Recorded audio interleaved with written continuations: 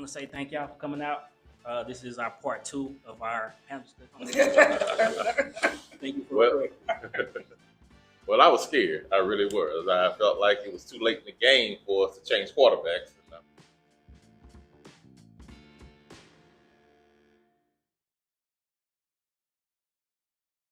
Okay, so I always like to end this on a positive note, and instead of us always talking about the problems, because sometimes I think we focus on that too much. Let's start talking about solutions. So just around from what you're seeing, from your perspective, from your experience and your glance, what are some solutions that we can do, all of us, whether it's your Green Party, Republican, Democrat, Independent, Libertarian, whatever? What are some things that you think, some solutions that can happen from a voter perspective that we can do to change the outcome in our community? Because like you said, we are in South Dallas. If you go and look in our communities, we don't have those major institutions that's needed, like our own banks, our own grocery stores, our own schools, things that circulate that dollar when you're spending and exchanging that's needed to grow your community. So from your perspective, what are some of those solutions that you feel that is needed that would help bring us on the right path to where when our kids grow and our young kids grow, it can be different from what they are now? I think we had to start like we're doing now. It's got to be a dialogue. I mean, we got a tremendous amount of resources just right here in the community, just amongst people sitting at this table. Information, dialogue. We have to be able to sit down and talk and compromise, and then come up with plans to deal with certain problems in the community or certain issues that we want to have addressed. It's going to start on a local level. I don't think we can really depend upon the president or the senator, the congressman, the city council people. They play a part, but I'm thinking that if we can try it on the local level, start the conversation, dialogue, come up with some solutions together, I think that's going to be a start. Because again, the Black community is not monolithic. It's not all Democrats, not all Republicans, but there's got to be something that we can all agree on. And that's where it starts. It's action planning and going to the power center. We have to be in the rooms. We have to be at city council. We have to hold the people in our community accountable. And we have to tell them what we want. The reason why you're in office, because I need A, B, and C for my community. And, we have to, those are the things that we have to do. It's a non-negotiable. We have to basically we make people do the things that we need them to do for our community. The reason we want banks here, if we want grocery stores, if we want better roads, if we want better schools and these opportunities for our children, we have to be the ones in the rooms telling people what we want and ensuring that those things happen. And that is a non-negotiable. It has to happen. What are the consequences when we make these demands known that what we need? Now, we're not asking them to do the work, but we are asking them to clear the way. Let's not be naive that we're still operating in a system that is systemically racist. Yes, okay, let's just clear the way for us. We'll do the work.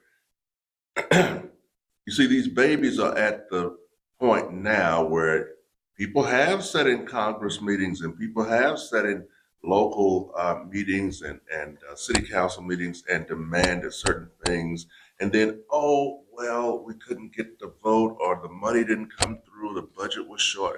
So you can only do that to them so many times. Now, women are forgiving by nature. Yeah, they are. Women are Especially forgiving Black by women. nature. Men have a line, and that's it. I've laid the line out here. If this is not where it's supposed to be, we've compromised enough. So with that being said, what can we do? We can relinquish things over to the millennials and say, look, we got to give you guys the reins. We trust you guys to handle it and go forward. But the talk in the barber shops, the talk at the, at the mechanic shops and all these type of things is, hey man, I think it's about time that we show them that they desperately do need the black vote. And how do we do that, sir? Well, you withhold the black Yes. vote. See, one who can destroy a thing owns a thing. Mm. So let me show you how much you need my vote by turning it off. So I'll just turn it off and let's see how you fare. Now, if you fail and you don't come to the conclusion, wait a minute, I better turn my focus toward these people, because if they decide that that's a winning strategy, we may never get back in the White House. This is what you're dealing with here with millennials. See, the big problem is they have access to so much information Sometimes overload. that we didn't have. Right. Oh, yeah. You had the encyclopedias at your house? Oh, yeah. Yeah. We have the internet. Hell, they would drive to my house to use my encyclopedia. Yeah. Right. That's right. Now these kids can sit up and put, well, what happened in 68 Yeah, when they exactly. tried to do that? Oh, well, what happened in 72? Oh, this is why they feel time is running out. Look Right. at what has been happening. So your solution was No, my solution is turn the reins over to the young folks, let them have it. Give them as much information as you can. They have all the documented information. They have all of that. Tell them how you feel. mhm. This is how I felt about it when I was doing it. This is the mindset I had to use trying to do it. You're going to have to be patient.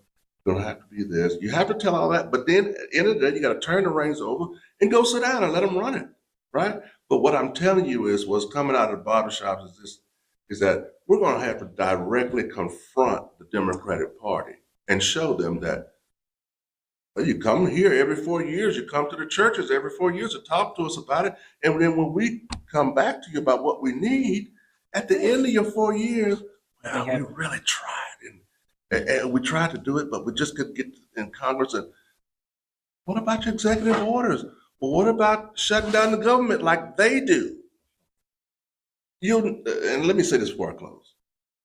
You'll never be able to convince me that a Kentucky or a Tennessee or a West Virginia are able to get their initiatives passed through Joe Manchin and others Yeah. who will shut down the government, who He will did. withhold their vote He did. until they get what they want for their community. We have to be tough. You gotta Right. be We like- have to be ruthless.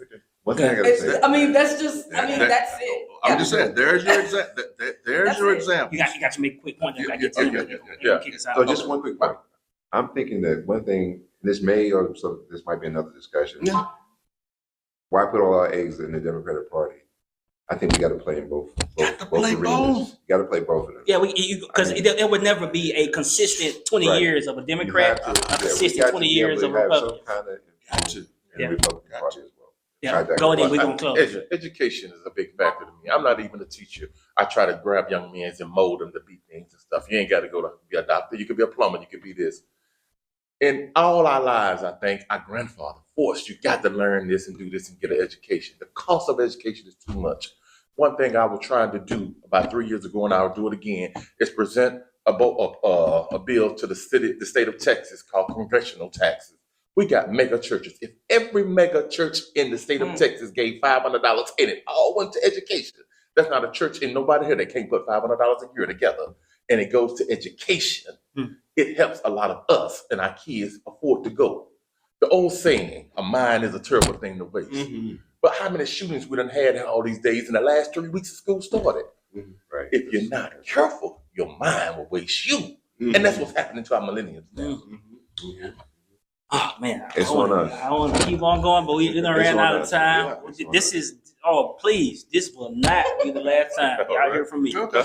We're going to reach out. We're going to do this. And especially, like you said earlier, especially when the local elections are into Oh, place. yes. Yes. Because they need to know who the local rep is for their district and in their county so they can know who to go vote for and understand their policies.